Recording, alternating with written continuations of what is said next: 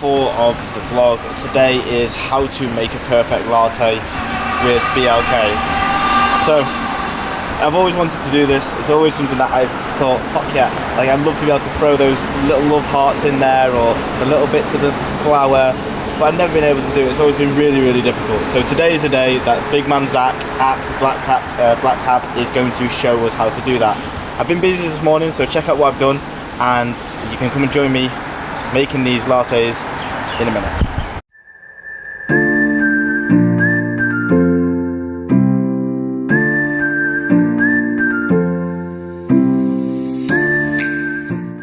So just a quick breakfast for me this morning. That is going to be about 400 calories worth of oats.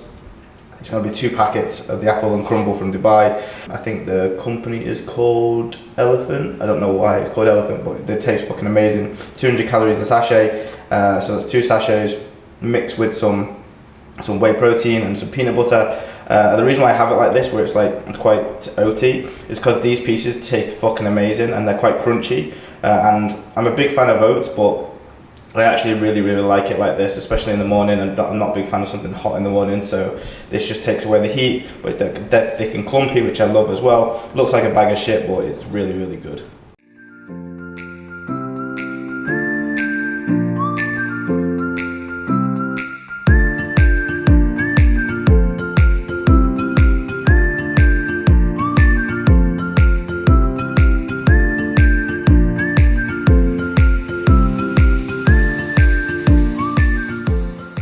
So I get asked all of the time, Nathan, what books do you read to upskill your life?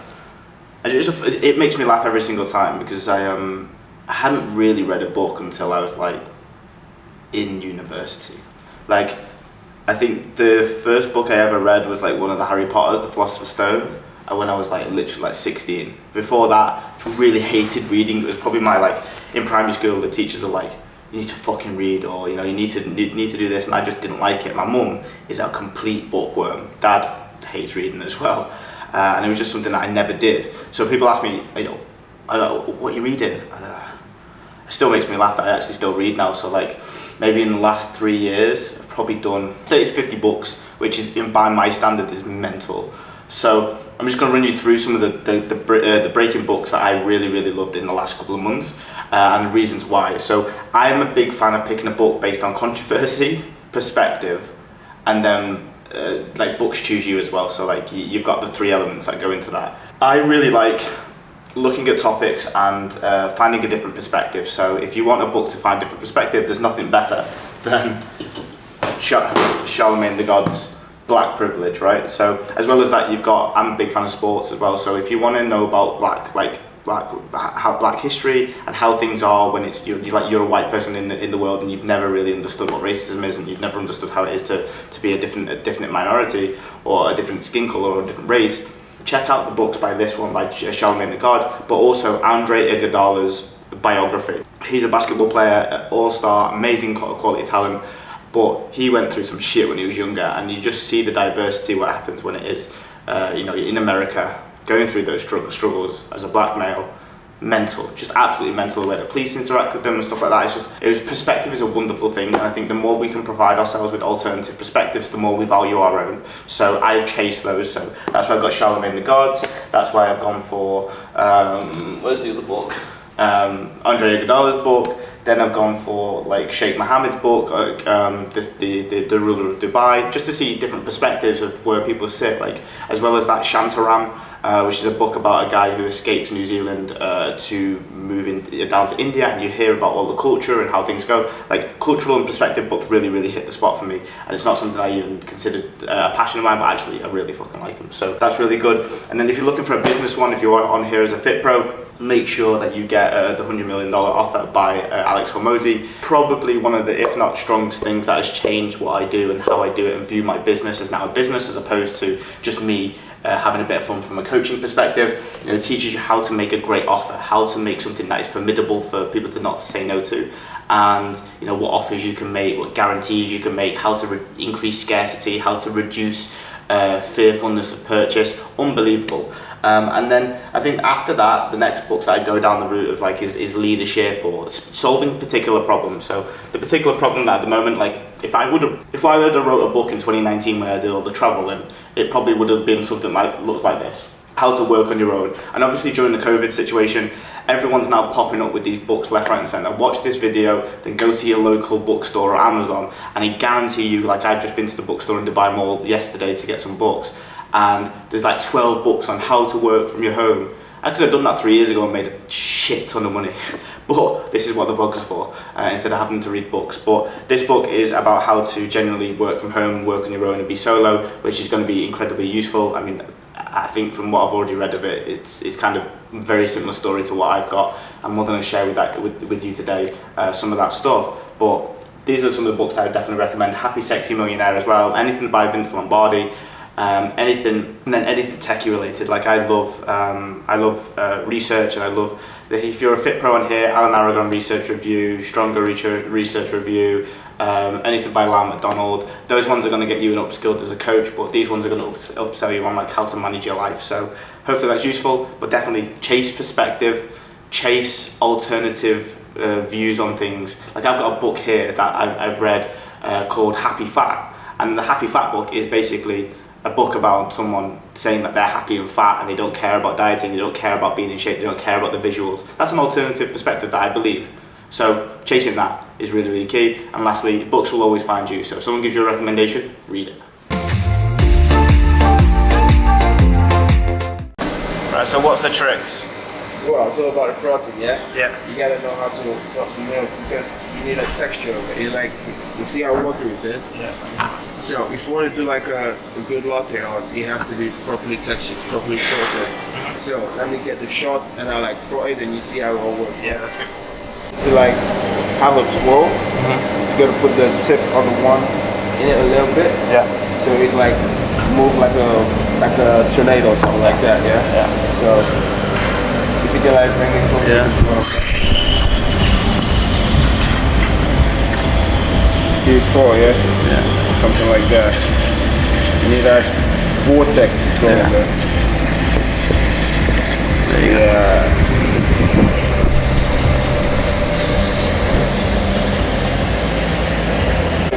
You don't want to burn coffee and stuff like that. And what's a good temperature?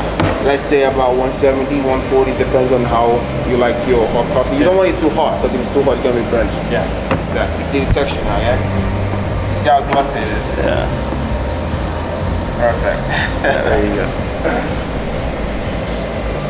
Now the moment of truth, yeah? Yeah. Now there's the coffee, look at the crumble, yeah? Very nice. Yeah.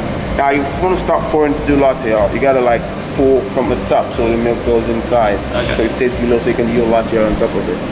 So you do something like this. Straight like this. From the top. See that? See the way it's moving? Yeah. Yeah. Stop. And you come close. First. Second.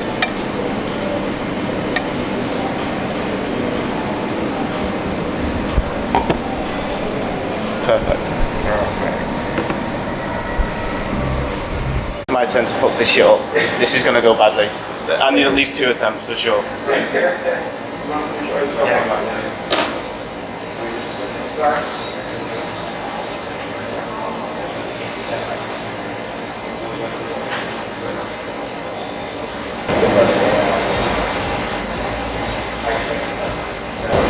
Well, you're gonna watch it for sure. Yeah.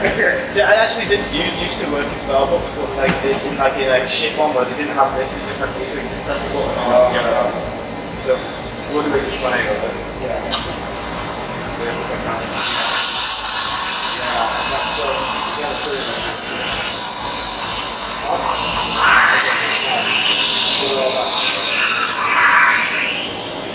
There you go. You got it. You're doing it. And how do I know when to start? Well, it depends, like for example, if you touch it. Well, for me, I think this is okay, so you pull up. There you go. Well, not bad for the first time. Yeah. You have to do the bang. Yeah. Everyone does. Right, here we go. Right, so how, what, some, So you gotta start from up. yeah. You can throw. So I'm going in, but then how am I So let's say it is like half of the cup or quarter of the cup. Then you stop, then you come really close. So you go like up here. Okay. You're going down. Then when you want to start your water, you go low. Okay. Then you start pouring like Yeah. Up.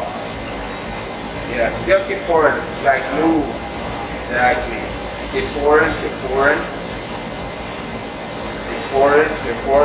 Now go down.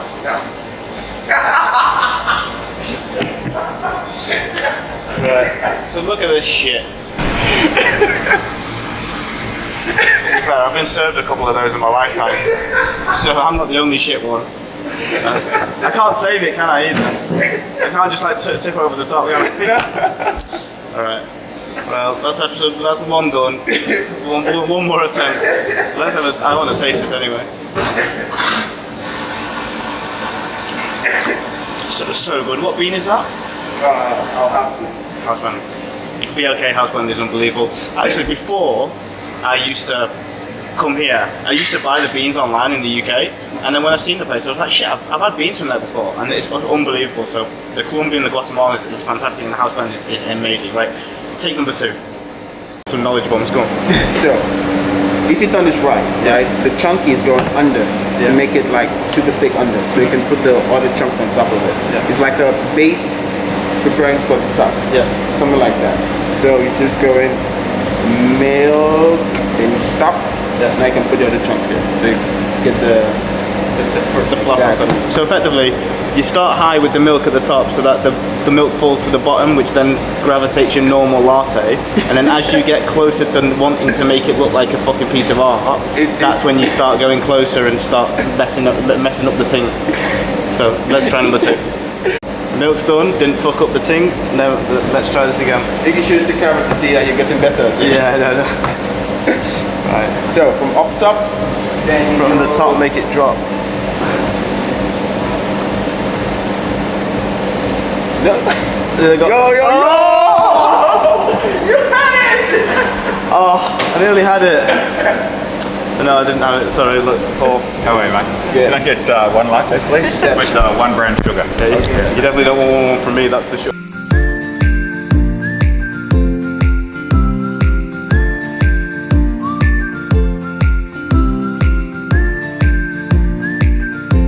That was the final attempt of the latte, which wasn't too bad at all.